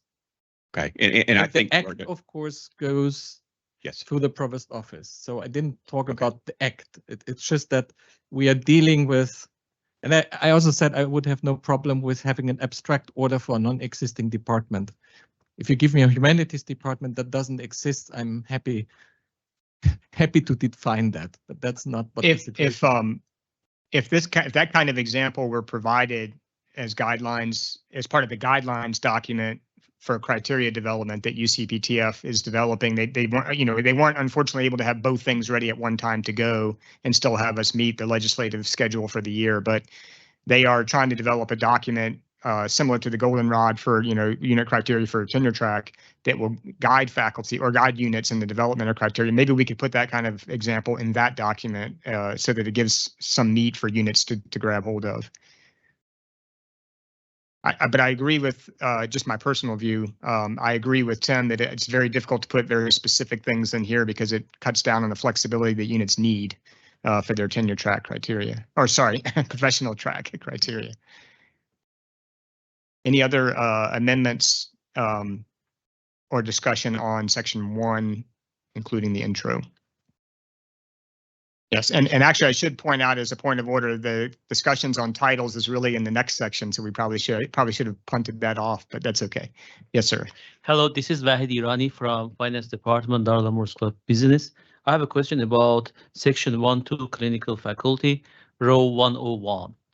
So where we talk here about professional caliber to supervise and instruct students as part of qualification for clinical faculty. So that may mean in our unit that somebody who has already worked for investment bank or hedge fund or mutual fund. So when we usually hire clinical people like new PhD graduate, they don't have such a background.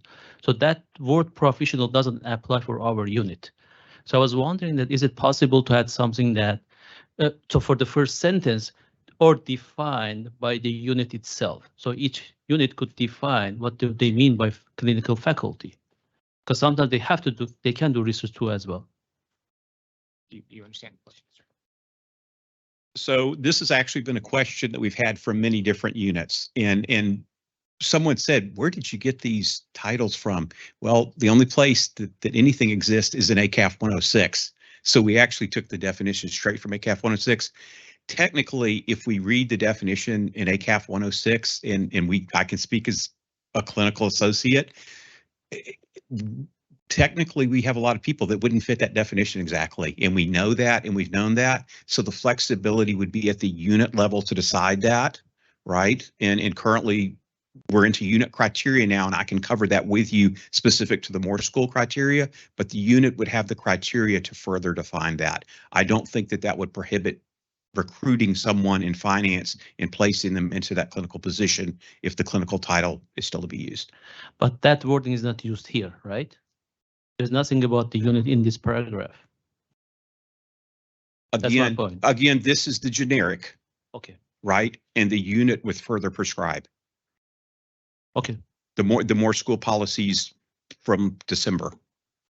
thank you. Thank you. Just to be sure I understand the last question, but there's nothing in this section that prohibits that prohibits certain qualifications. Okay, I want to make sure I understood that. Okay. Yes. Blair Flecker from Management Science. Again, my first meeting. I think I just have a typo here. So I don't know if this is the time or a minor oversight on line 86. For instructor or lecturer, it says to be eligible for appointment at the rank of instructor. All the other ones have both titles listed. So for completeness, perhaps it's worth adding or lecturer just to avoid future problems. Yeah. Are you moving that we make that change? Which is what we officially have to. Would you suggest I do? Yes, if you don't mind. I would like to move to make this change. Is there a second? Any discussion? All in favor, say aye. Any Let's opposed? go. Okay. Yes. I'm Laura Smith from the School of Journalism. I was wondering if we could back up to the previous page, and in reference to the previous question about unit criteria, can we assume, sorry, if we go down to the following one, there we go, sorry, 78-ish, around in there.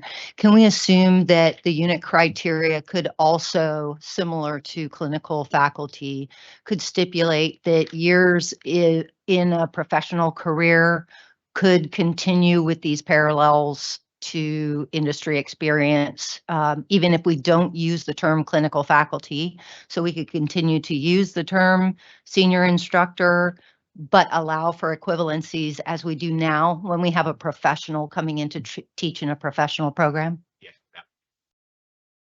That would be prescribed. So it wouldn't require the master's nor necessarily the years teaching in service if they had mentorship as a 25-year advertising executive, for example.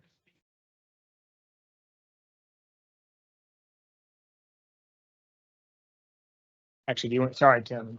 I'm sorry. Thank you. I appreciate. Apologize. I can't speak to the master's degree versus not master's degree because SAC's requirement, right, is generally that we have a master's degree and it further with the 18 hours in discipline if the degree is not directly in the discipline. But as to the experience, yes, frequently we see, and we even have the professor of practice, which we have several of on campus, right, where an equivalency is done for years of experience in the field, and that could be equivocated to teaching. Okay. As far as promotion and rank, that's a different question, right? And you've got to look at that, you know, if is someone, what rank are they hired in as? A lecturer? Do they then have to do years in service to become a senior lecturer? But certainly, you know, looking at it in that perspective, yes, to answer your question. Okay, thank you. All right. Yes. Aaron Dicker, English. This is a general comment. So there's something that might have been overlooked in this document that I want to point to people's attention. In the original document, like a year ago document, when we separated out teaching professor from instructor lecturer, and there was confusion as to what that separation looks like. The original document had a promotion year schedule that was different between the two. It had the teaching professor promotion lines going 1, 5, 9. And the instructor line was getting promotion at 1, 6, 10.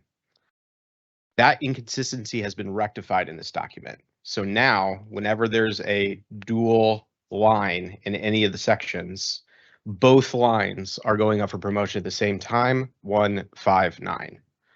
So there is no penalty for the lower section for having an additional year. I just wanted to point that out. If you skipped over that, I think it's a good thing. Good job.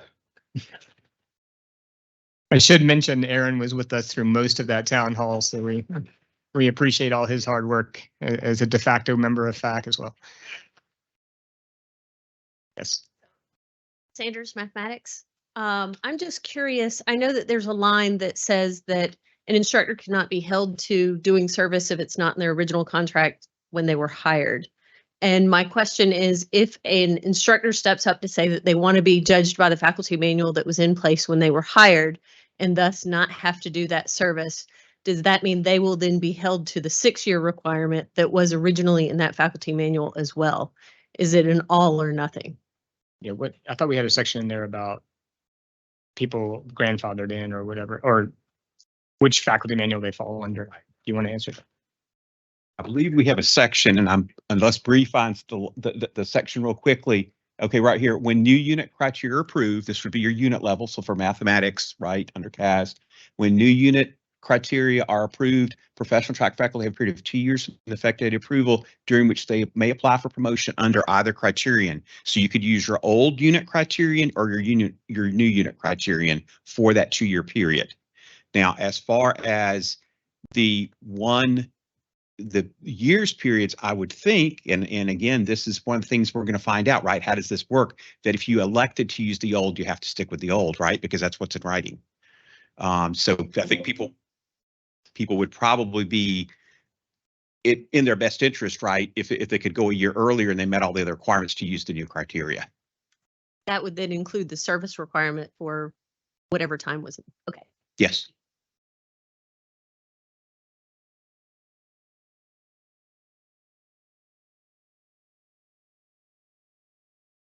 Any other amendments to or discussion of the section 1? Can we move on to section 2? Okay, let's move on to section 2, which is, I'll just read out the section titles. Creation of the unit professional track. Oh, wait, do we need to vote on the first section before we move? Oh, that's right. It was voted on, my bad.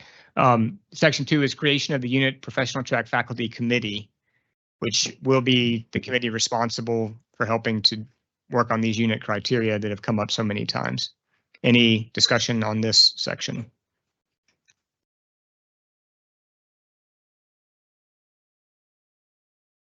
Now, and again, we will have one more shot to look at the whole document before we accept the amendment by substitution. So, okay, moving on to section 3, appointments.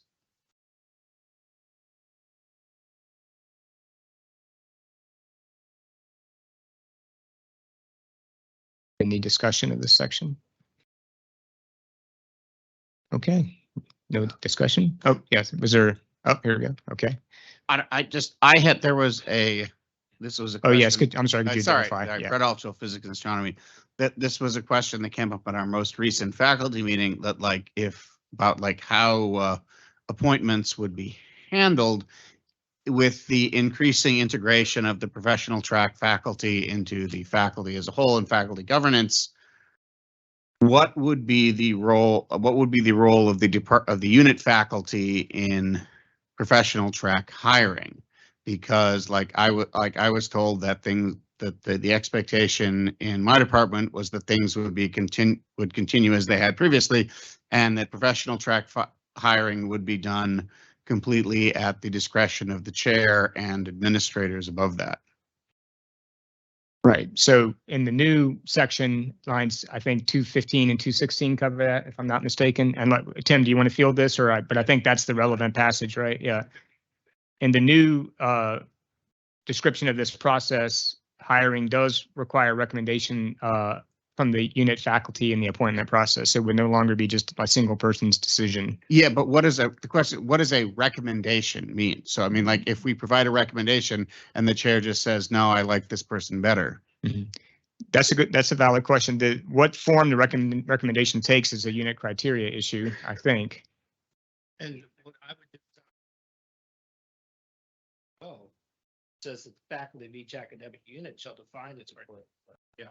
211 and 212 precedes that and says that the faculty of each academic unit shall define its criteria and procedures for assessing candidates and recommending their appointment.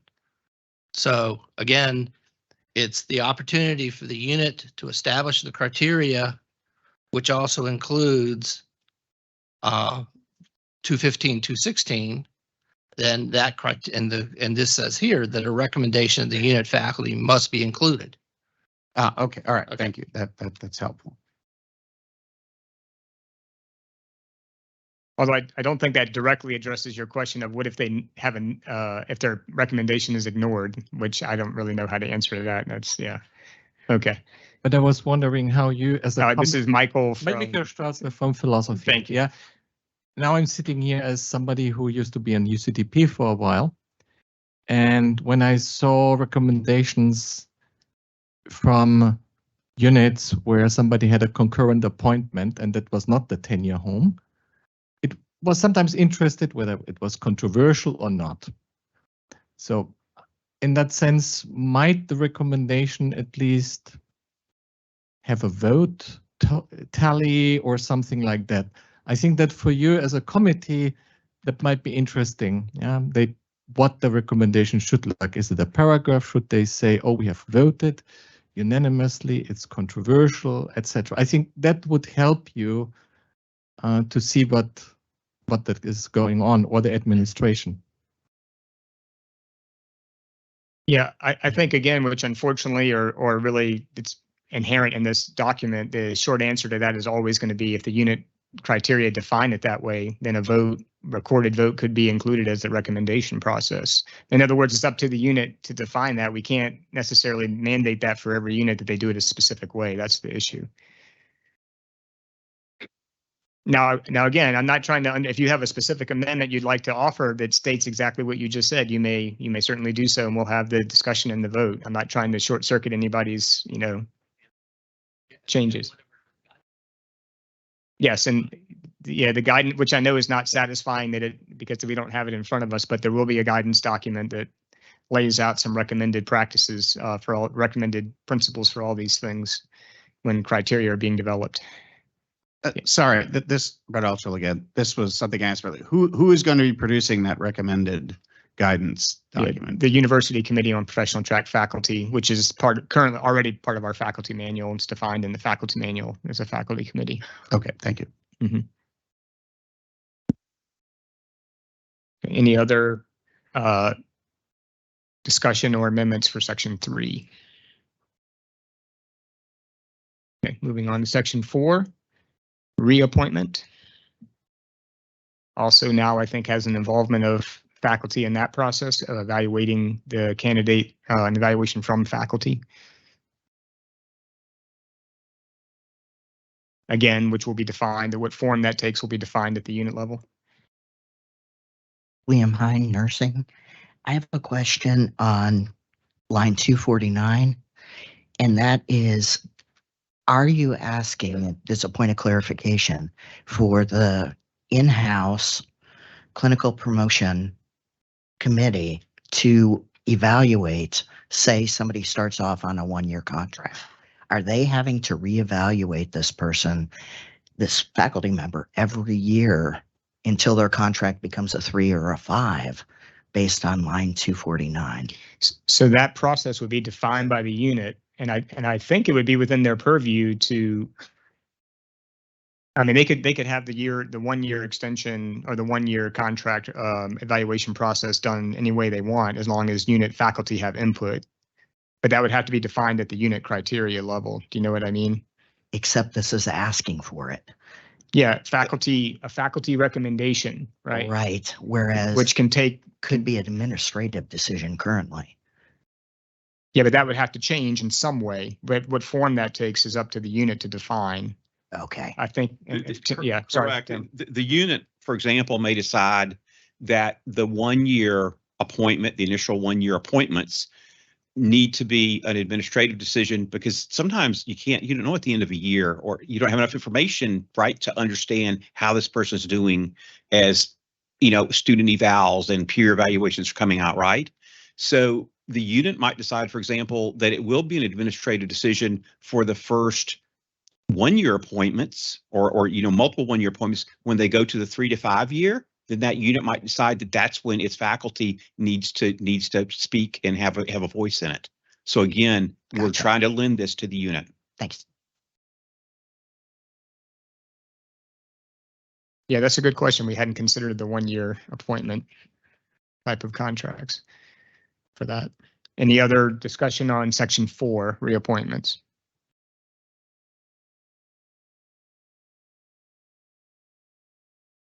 Okay, move on to section 5. Promotion.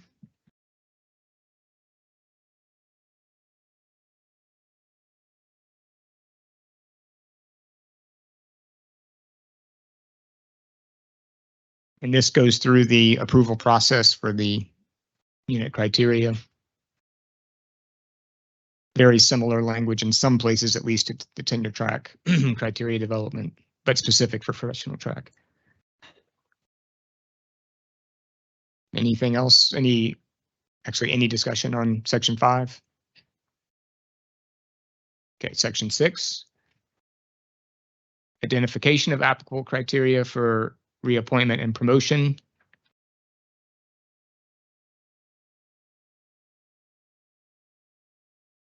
Again, looks probably very familiar to some of you from the tenure track language, not too different. Okay, any discussion? Section 7, promotion files, creation, review, and voting procedures.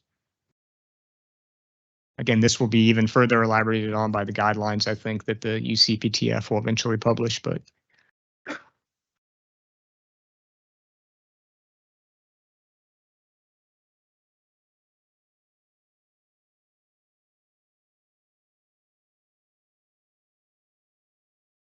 no discussion? Okay. Oh, sorry. Thank you. Sorry, I have one more question. What happens with the what happens in the meantime while criteria have not been developed, and in particular, if like the UCPTF does not approve the criteria developed at the department level, what is going to become the hiring and promotion procedure in that case? The units, I believe all units, if I'm correct, and I'm gonna look to the back of the room, currently have, even though we go back, I think, to 2009, some of them being as recent as 2009, have criteria, but they're very limited. So currently, where it's an administrative hire in a unit, it will continue until that unit has its new criteria in place to follow those procedures, both from the unit criteria as well as the policies and procedures at administrative level. So it would be as is now until the new unit criteria rolls through the process. I mean, doesn't that raise the possibility that a department could evade these the new procedures by not providing acceptable criteria? You're a very cynical person, but yeah, I totally agree, but I'll liken it to the creation of the unit budget committees, which is also an ongoing process. And what it's going to boil down to is the faculty senate will have to keep an eye on this and make sure it's happening. And that will start with the UCPTF, but not be all on them. It will have to be on the faculty senate leadership to also keep an eye on this in the same way that we're trying to do that with the budget committees. The faculty budget committee at the standing committee level is, as well as with help of AAUP, all we're trying to gather information on those unit budget committees. We'll have to do the same thing with criteria and really keep an eye on it and make sure it's getting done. Okay, thank you. Yeah. That's the end of the document, I think, correct? Oh, we have a section 8. Did you guys just put that in there while I was talking? I don't remember. All right, section 8, I said 7 earlier, my apologies. Section 8 is the annual report, which requires basically promotion information for professional track faculty, somewhat analogous to what is currently done for tenure track faculty, where the provost office will have to report numbers essentially as defined here in this paragraph to the Senate. So very, very similar to the tenure track UCTP process that has to be done every year, that report. Any discussion or changes to that? Okay, I think that brings us to the end of the document. Yeah, so at this point, the whole document is opened again, although really, I mean, we've been jumping around a bit anyway, but the whole document is opened again. If there are any changes to earlier sections that we've already covered that suddenly occur to people, we can look at any section of the document now. Mark Moncada, Health Promotion, Education, and Behavior. Just a clarification, and I didn't see the language and I can't find it, where it talks about professional, like time as professional track faculty cannot count towards the tenure process. And the reason I'm bringing that up is there it is. No, all right. Which is fine. That means that if somebody moves from a professional track faculty line to a tenure line, they start at year 0, right? And they have to go.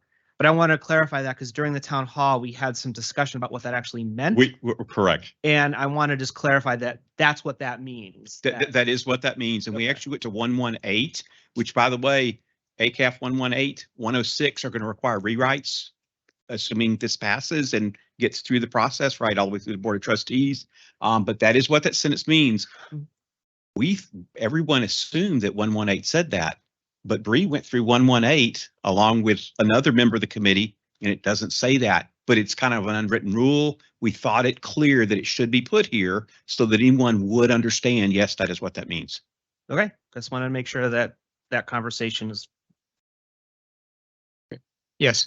Hi, Alex Reynolds with Psychology. I think the document looks great. I don't have any amendment requests, but I do want to just maybe bring in a concern or point of thought moving forward. So psychology does currently have clinical faculty. We have instructors. And one thing that we notice is that sometimes it's difficult for faculty to know where they belong. And so we're adding another tier, which again, I think makes sense if we have individuals with terminal degrees, having them at the professor, having a professor in their title and their rank. But I do want to sort of let units know who don't have these tiers that to be clear with your faculty about where they are and where they belong. I can just say we'll have a faculty meeting and some things apply to some people than not others. And then we break and go, okay, well, instructors go here and tenure track faculty go here. And often our clinical faculty feel like they're kind of in between and they don't really know where they belong. So maybe just sort of thinking forward, making sure that your professional track faculty don't feel isolated and that they know their role and understand the expectations, which I think the unit criteria will help a lot with that. But just, speaking from experience, psychology is trying to do even better with that. But I feel like if you don't have these tiers, that might be something that you aren't anticipating. Thank you. Yes. Abbas Akoli, College of Nursing. Regarding the composition for professional track, I was wondering, some unit we have heavily professional track. Our faculty 2/3 is professional track. I was wondering if there was if we can change it, like our colleague Mark mentioned, should be there for some unit to, I guess it's been changed, or was May before, I guess. 197 and 198, those two, that sentence, and I guess, okay. Sorry, 199 as well. We're through 197 to 200. It's a long sentence, yeah. Okay. So that. Yes, could you restate your motion, please, like specifically what you'd like to change? No, that is good. I guess I was right. To May. Yeah, change it to May, sorry, to more, because we don't have any tenure in our committee for professional track, so we don't need to have our unit working very well. So in terms of promotion, everything. So okay. I mean, I think I'm trying to remember now because I think we went over this sentence several times. I seem to remember that we decided that should suggested it's a good idea to have both, but was not a requirement. Shall would be a requirement. Right. To me, may. Oh yeah, I'm sorry. I'm already having discussion and we don't even have a second yet. May is better or should? Should. Okay. Okay, we do have a second. Okay, yeah. So the motion was change should to may. Is that still? No, I dropped my motion. You withdraw your motion. Okay. May I address the withdrawn motion? The should is a suggestion with emphasis, but all the unit has to do in its criteria is say, this is how we're doing this, and this is why we're doing it, and you move on. Okay, that was the goal, to make this flexible. Thank you. Yeah, I remember this came up from the nurses that came to see us, and they were like, we don't want tenure track in our way. Yeah. Hi, Marcia Purday. I'm in the School of Journalism and Mass Communications. We are a school that is heavily professional. We were curious about the professor of practice on line 177. Professors of practice usually, not always, right? Usually have a master's degree in the teaching discipline, or a master's degree with a minimum of 18 graduate semester hours in the teaching discipline. This last sentence, can we discuss why is it a requirement that it has to have the approval of the president?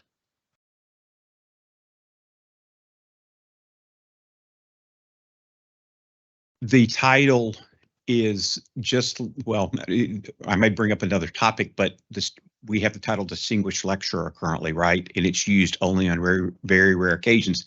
Now, the provost office trying to help us with something that they've dealt with chairs with, to actually put that in place and use it this year for promotions.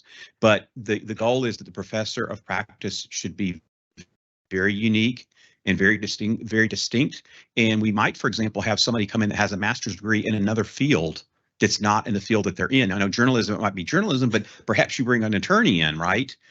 And so that's the thought process, that it should be unique and rare, and that it should still be at the president's level. Again, that is straight out of ACAF 106. So we really pulled that down, if that makes sense. We haven't had comment yet as to it, right?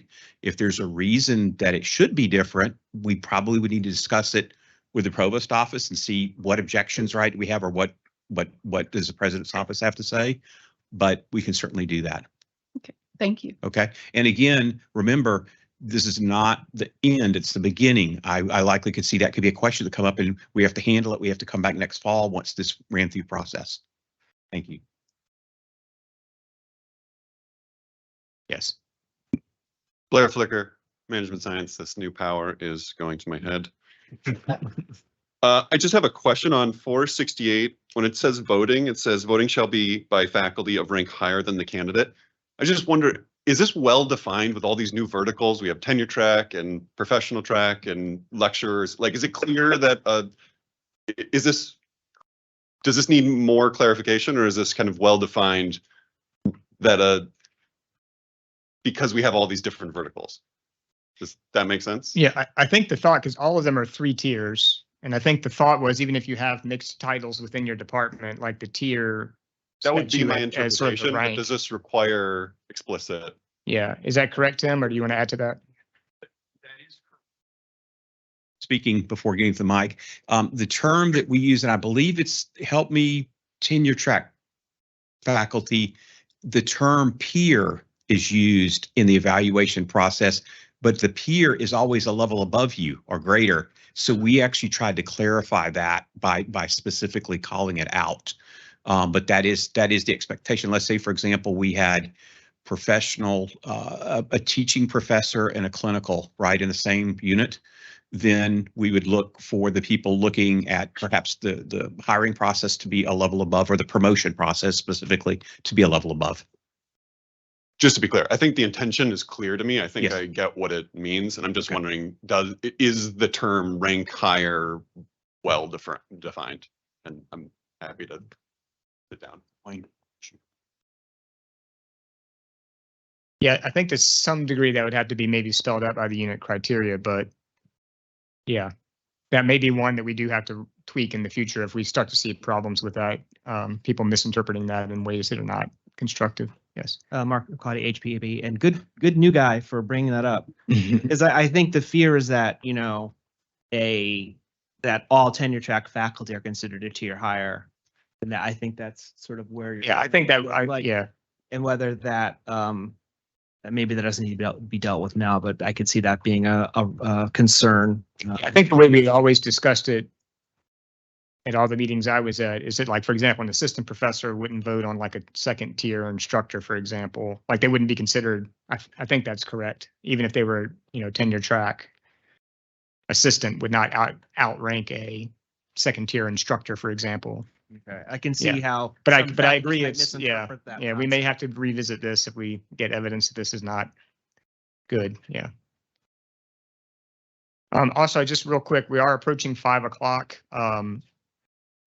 So, I mean, of course, we'll continue discussion if we need to as possible. If we may need, if we can't get to the point of voting on this, we'll have to, I guess, what's the process?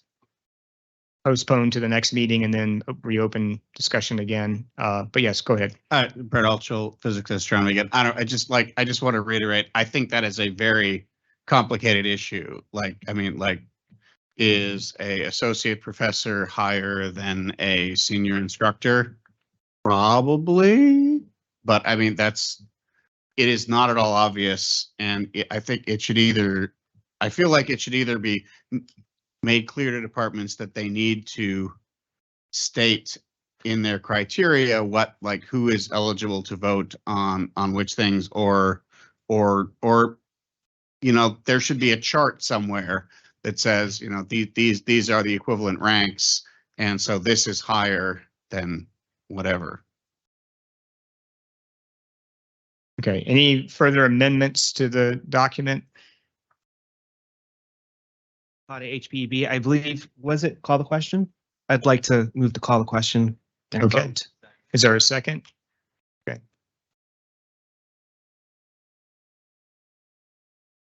Yes, you have to make that clear, which I think is your intent. If we call the question, we're voting on the entire substitution, including the couple of amendments that were made. Okay. And then now we need a vote for the call the question. Second. Yeah, it was seconded. Need a 2/3 vote. Okay, all in favor of calling the question, say aye. All opposed? Okay, that passes. So now we move immediately to vote on the amendment by substitution, including how many total amendments to that did we make? 2 amendments. Can you flip back to them really quick just so people know what they're voting for? We struck may and put in should usually on line. Sorry, you were going too fast. Line 19. No, you passed it, I think. Yeah.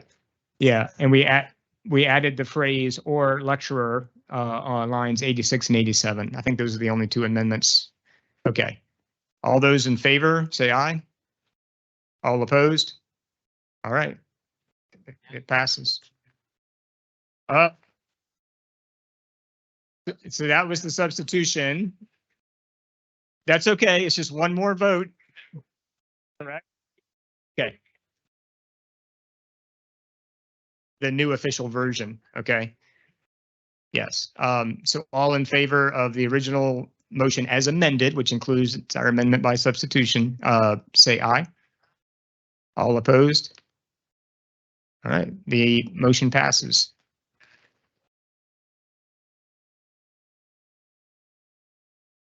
I'd like to thank you all for hanging out a few extra minutes and for your thoughtful discussion. Yes, we are adjourned. Oh, wait, do I have anything for the? No, yes, nothing for the good of the order, and we are adjourned.